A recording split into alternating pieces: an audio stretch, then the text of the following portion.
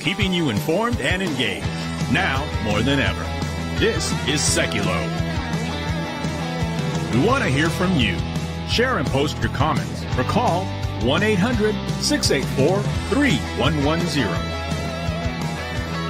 And now your host, Jordan Sekulow.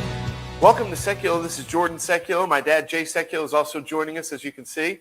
It was a busy night last night, though. It wasn't a late night, Dad, as President Trump was declared a winner of the Iowa caucuses the moment most of the caucus early numbers came in, and it was a resounding victory. It actually, we're still waiting for all those, specific little numbers to come in, but it appears to be the largest margin of victory in the Iowa caucuses since they began first in the nation in 1972.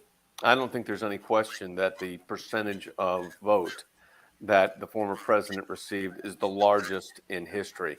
It's north of 50%. He beat his opponents by about 30%. Ron DeSantis and Nikki Haley were battling it out for second, but they were down in the 19s and 20s. Low 20s, like 2021, while President Trump was at 51, 52.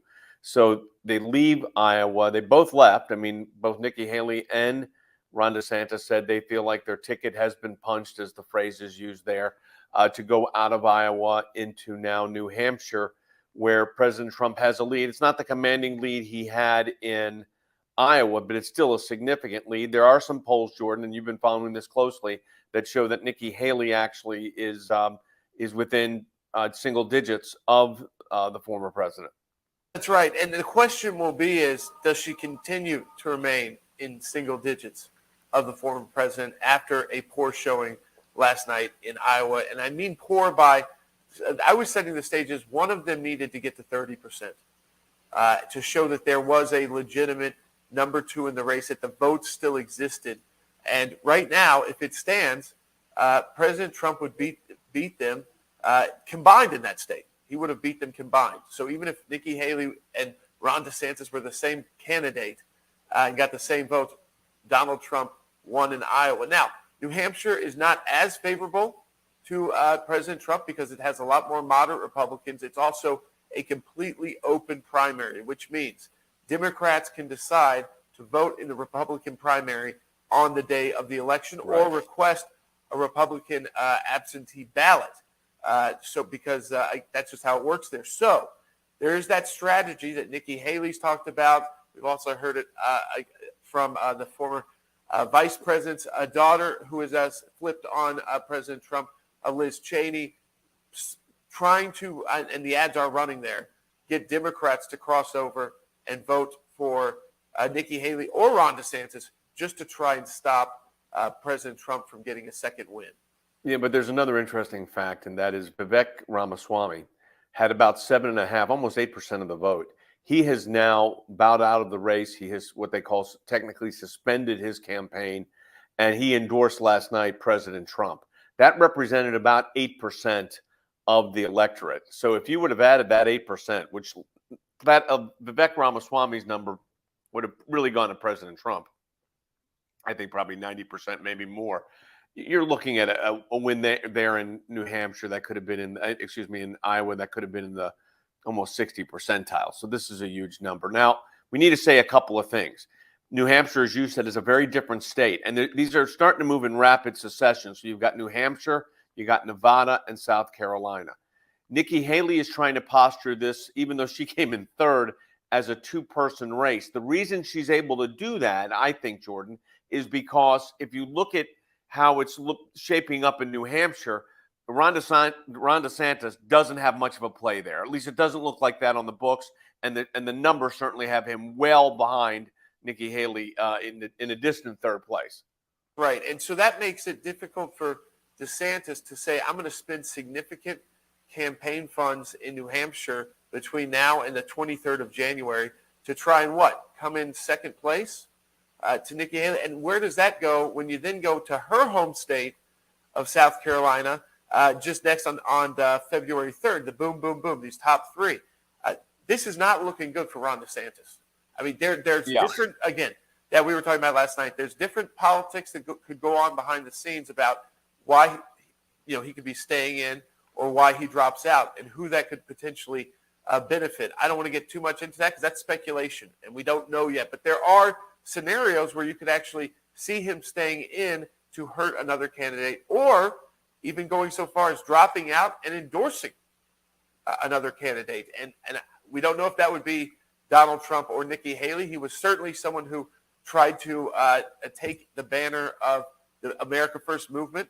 It didn't work because the originator of that movement won the caucus, is on the ballots, and very important that we keep him on the ballots, as you can see after last night. We'll talk about that in just a second. But then you get to South Carolina. Then how does Ron DeSantis say, okay, I'm running at these low percentiles in New Hampshire. How I'm going to go then spend money in a state that Donald Trump is still beating the former governor of that state. So where am I left in that? Well, if you do, you've then got to put all the money together to actually compete on March 5th, Super Tuesday. And I don't think that money's there for Ron DeSantis in that campaign. Yeah, I'm not sure that it is either. I think look, we know this is an expensive week coming up in New Hampshire for the candidates. So, the way I see it right now developing is President Trump has certainly the wind at his back. It's in his sails. He's the first candidate that has ever gotten over 50% in Iowa in the history of the Iowa caucus. That's huge. I think the largest win margin before was Bob Dole against Pat Robertson, and that was 12.8%. But here you're talking about a 30%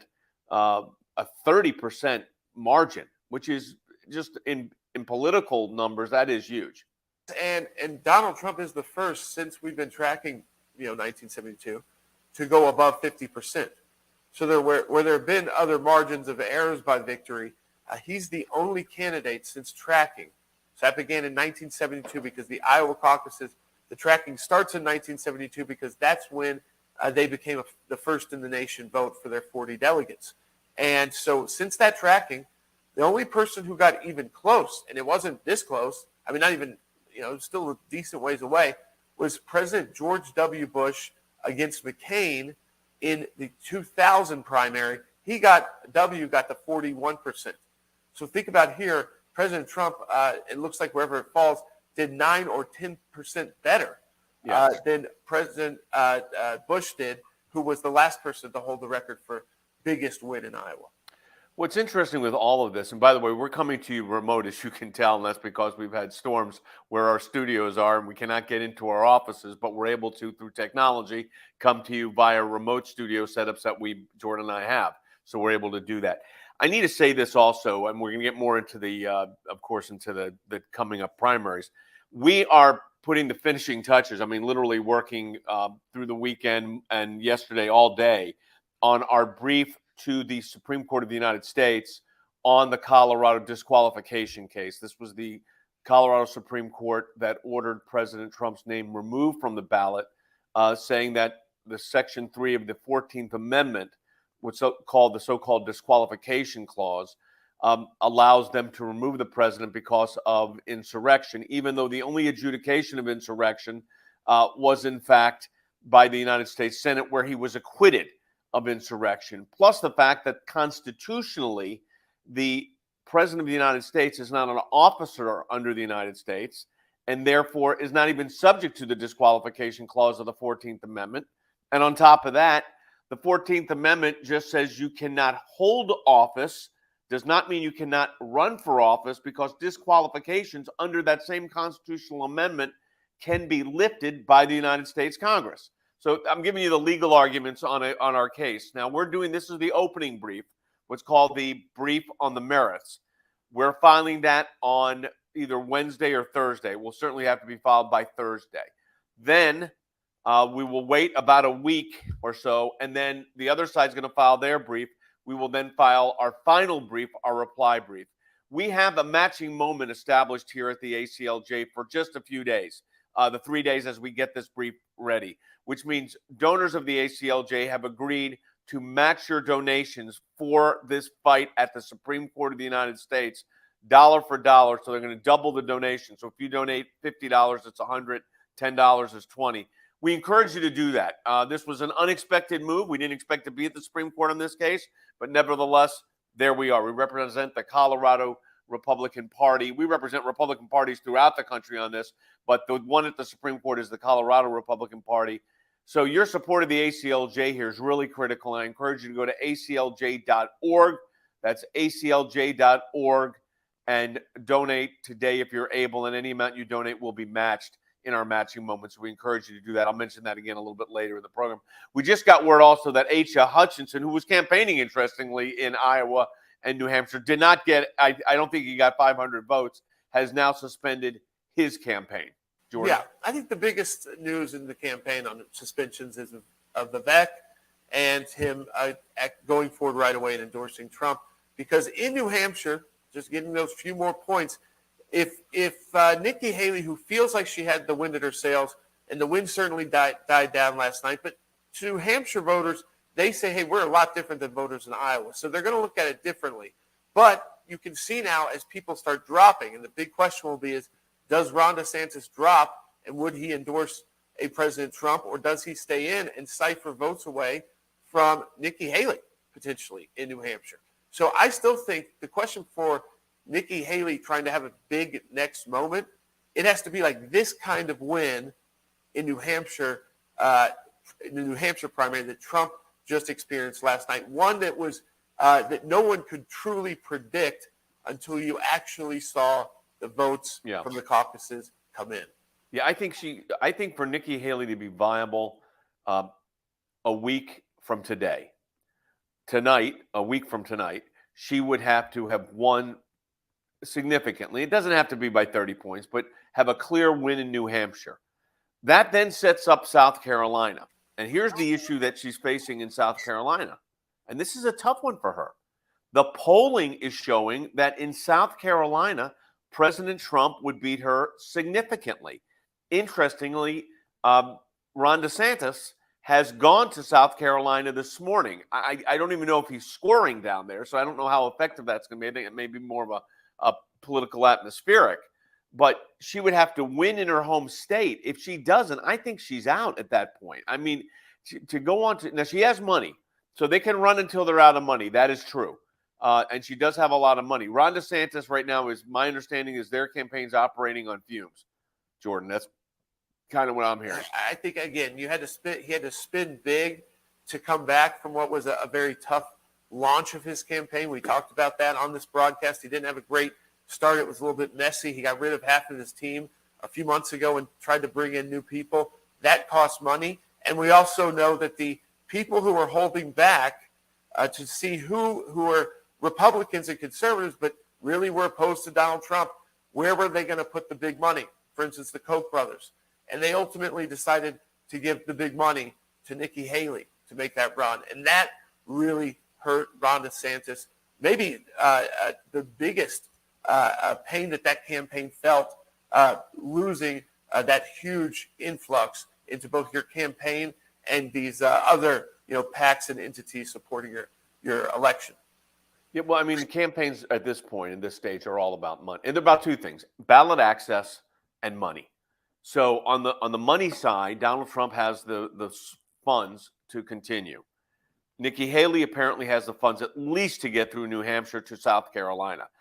It raises a question, and I want to get into the ballot access point in a moment, but it raises the question, Jordan, of does Nikki Haley take the risk of losing South Carolina? And by the way, I think Ron DeSantis has that same risk in Florida. As popular of a governor as he is, and he is a very popular governor, does he have the capability of beating Donald Trump in Florida? The polling is indicating that Trump's hovering at about 46, 47%.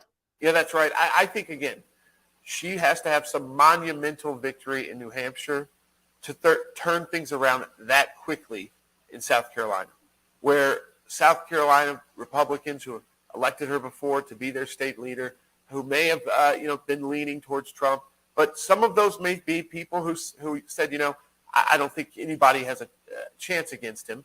She has to prove in New Hampshire that someone does. But if you don't get let's say she got a win, but it was by 2 points, I still think South Carolina is in jeopardy seriously for her, and that would be the end of the campaign in my mind. If you get to South Carolina, Donald Trump has the nomination. And if Nikki Haley has a bad performance in New Hampshire, Donald Trump has the nomination. But the question then is, does it even get? I mean, and you have to do the Super Tuesday votes, obviously, but is there viable candidates at that point? That's a real question. Is there anyone who can actually compete monetarily? And that's not just, again, you can always go out there and get money if you're showing results.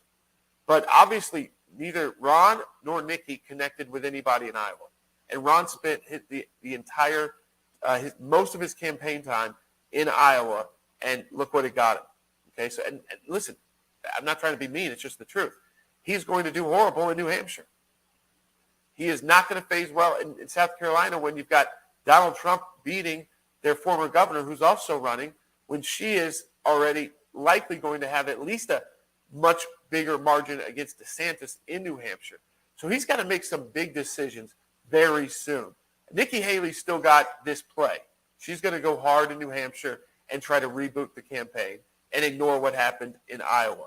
But the truth is, this was a historic victory in Iowa. No one's ever gotten to this 50% plus range. President Trump did it. He now goes in with the wind at his back, and Nikki does it. If she had come into a second place and only 10 or 15 points behind Donald Trump, different story. But when you're this far behind, it was like the also-rans. Well, I don't. They said they both got their tickets punched to get out of Iowa, and that's true in the technical sense. But in the reality of it, I mean, I think for Ron DeSantis, it's going to be a question of money. Does he have the funds to continue? You could burn through in New Hampshire next week alone $20 million, $30 million, $40 million in ads. I mean, that's especially just the reality. Basically rebuild a campaign and win. Yeah, I mean, he's got to win. Yeah, so not likely. She has to be even viable. She has to win or be so close that they're really having a fight when they get to South Carolina, which if she loses South Carolina, I think it's over. Having said that, I postured this as kind of two issues that the candidates are looking at right now, and that is both finances. Do you have the money to engage this? And then also ballot access issues. Now, there are 15 cases pending against the former president, trying to keep him off the ballot, arguing the Section 3 of the 14th Amendment, which, believe me, in the last month, I am now the one of the leading experts in the United States on the Section 3 of the 14th Amendment, because we have a case at the Supreme Court of the United States. The president's lawyers are up at the Supreme Court. We represent the Colorado Republican Party. They are up at the Supreme Court, and the cases are going to be heard simultaneously. Here's the issue. It's twofold. One is this: whether a state can disqualify a president. And if that's the case, here's the problem. Number one, that's not what the Constitution allows. Number two, any state could then start disqualifying any candidate they don't like. Texas could say, we think President Biden's done a horrible job on the border. He's derelicting his duty. We're going to disqualify him because he's creating his own version of an insurrection. There was no federal standards when this trial court put in place this insurrection charge. And the whole process of having state courts in 50 states plus the District of Columbia make these decisions to us is absurd. So we've taken the case to the Supreme Court of the United States. We're filing our brief. It'll look something like this, blue. And then we will file a reply brief later in the month. President Trump's lawyers will file their brief as well, arguing very similar points. We also have a unique argument representing Colorado, and that is that the First Amendment issue of having the electors be able to decide who they want to vote for is strictly protected by the First Amendment. The idea that a state could come in and disqualify a candidate from office on its own policy with no basis takes the vote away from the citizens of that state. In this particular case, it's the state of Colorado. That violates the First Amendment rights of freedom of association, both of the voter, us as the ones electing presidents, but also of the parties. The Republican Party, in this case, could be a Democrat if it was a similar case. Their rights of association are denied. It is the parties that put up the candidates. So the case is at the Supreme Court on a very, very expedited basis. When I say very expedited, I'm talking about the case is up there. It was granted on January 5th.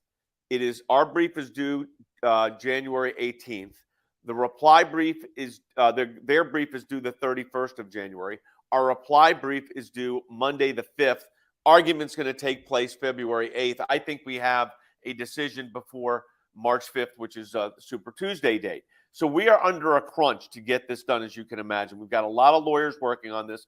I want to encourage you to support the work of the ACLJ. We're having a matching moment. A group of our donors have gotten together and said, look, we know this is an emergency. It's January. You don't usually have emergencies in court in January. Well, we do. It's the biggest election case in U.S. history.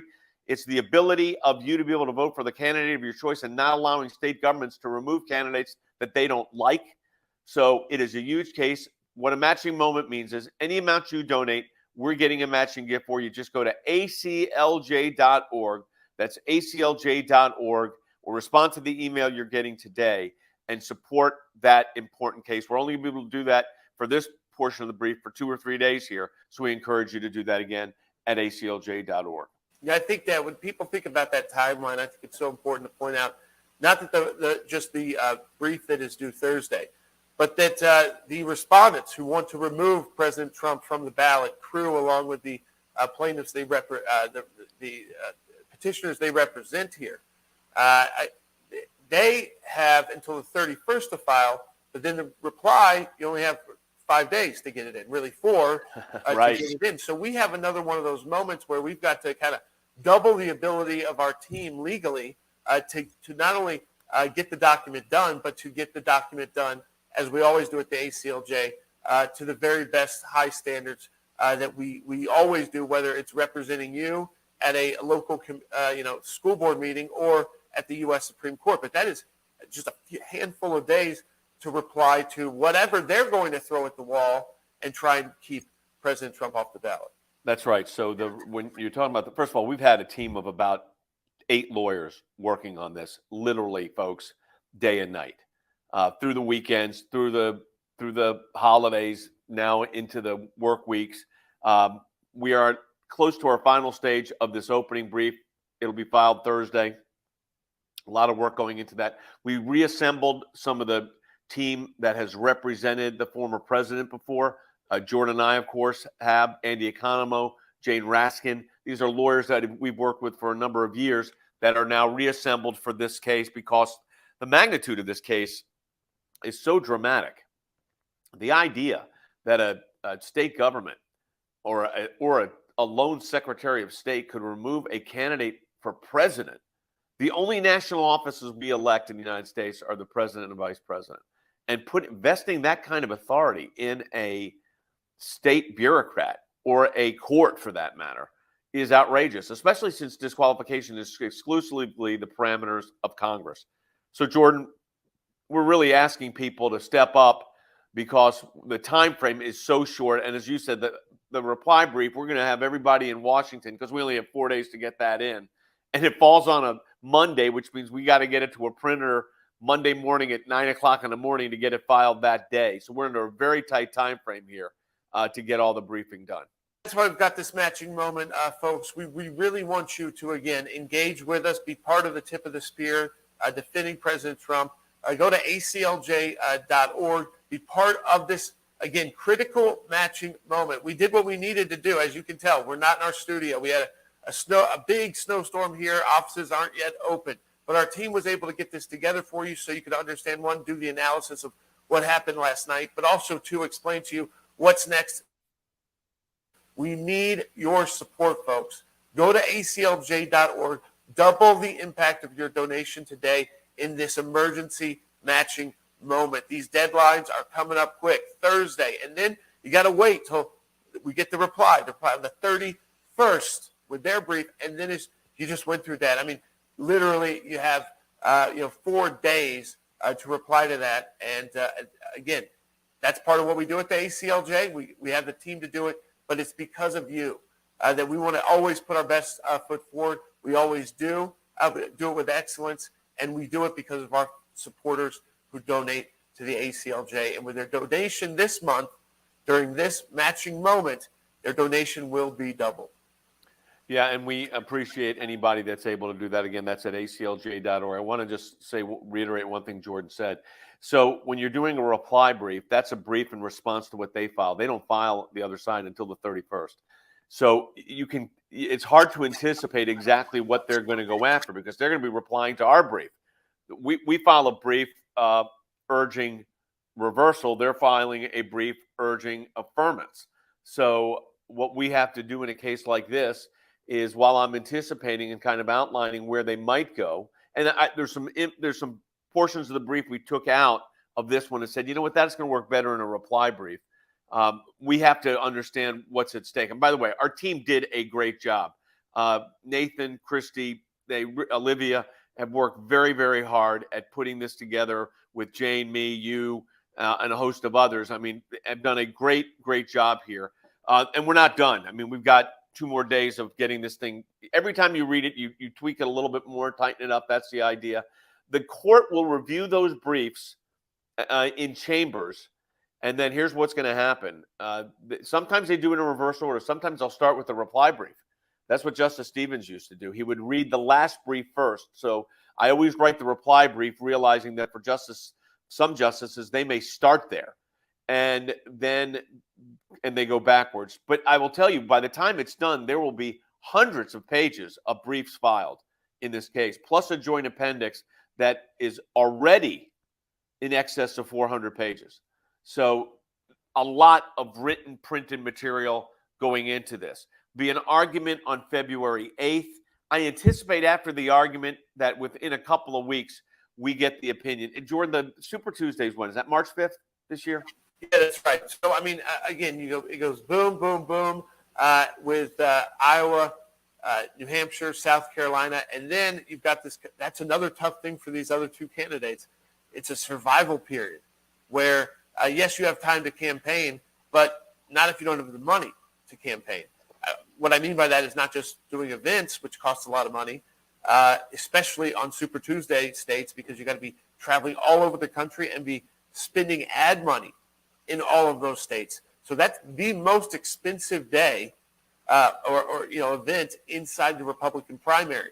So the question for DeSantis and Haley after these next 2 is, do they have the resources to actually compete and be almost laughed at? If you just waste hundreds of millions of dollars, it can hurt your career in the future as well. Right now, I think both of them have the ability. Nikki Haley has the ability to go in New Hampshire. It makes sense on the polls right now, to bow out without destroying their careers. You go too far and you start looking like you're just a bad act, like you just got a chip on your shoulder and won't realize it's not going to happen for you. You've done multiple presidential campaigns, and in those presidential campaigns, you've had some that have gone all the way through. George W. Bush, and then when you did Jeb Bush, he pulled out in, I believe it was at South Carolina. What's the rationale? We're going to quickly wrap up here. What's the rationale on that? He announced he was done in South Carolina, and that was a pretty much known plan inside the campaign because he wasn't going to Super Tuesday includes Florida, and he wasn't going to lose his home state where he served as a 2-term governor and was very popular because of the damage it would do, not to him politically, but to whatever he wanted to do next in life, business, work with his family. So with Nikki Haley, she has to make that calculation for South Carolina a little bit earlier than DeSantis. Yep. I just don't know how DeSantis right now, with a big loss last night for him in a state he put the most in, and probably doesn't do well in New Hampshire because he hasn't been there and hasn't spent money there. And then you're going to go into the home state of the only other person who you could think of potentially taking on Donald Trump in is because she was the former governor, Haley. That only happens, by the way, if she had a great performance in New Hampshire, which is not a given when we now saw. Big question always with Trump.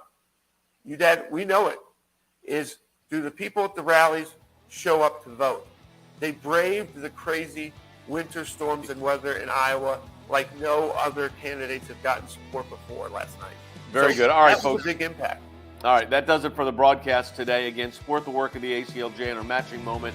Any amount you donate will be doubled at aclj.org. We'll talk to you tomorrow.